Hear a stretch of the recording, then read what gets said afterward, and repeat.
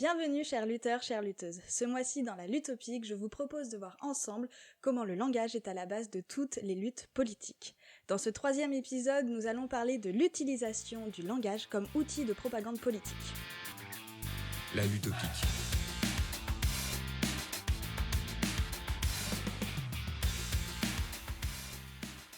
De tout temps, les hommes et les femmes politiques ont utilisé le discours afin de faire entendre leurs idées, leurs opinions, leurs programmes.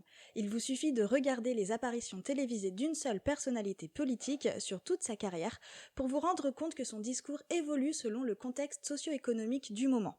D'ailleurs, la carrière de Macron est très intéressante à ce niveau-là.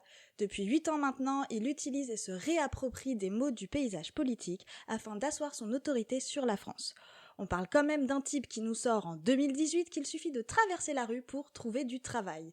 Dans un pays où, si tu n'as ni diplôme ni expérience, personne ne t'embauche, et quand tu as trop des deux, personne ne t'embauche. Mais on le réélit quand même.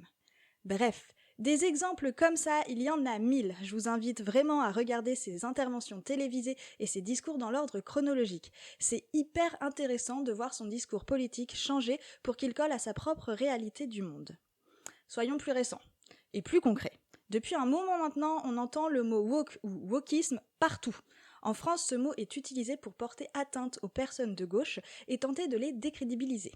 C'est un mot fourre-tout qui désigne le fait de militer pour toutes les minorités et qui est majoritairement repris par la droite et l'extrême droite afin de faire passer les gauchistes pour des moralisateurs puritains et ainsi leur faire perdre en force d'opposition politique.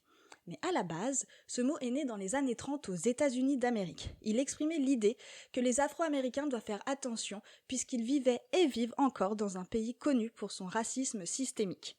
Puis ce mot a de nouveau évolué pour définir les luttes interraciales contre le racisme. Ce n'est que très récemment que les politiques de droite se sont réappropriés le mot pour lui donner une connotation péjorative et continuer leur propagande anti-gauchiste. Mais les politiciennes adorent aussi inventer de nouveaux mots, les néologismes politiques. Je vous en parle la semaine prochaine.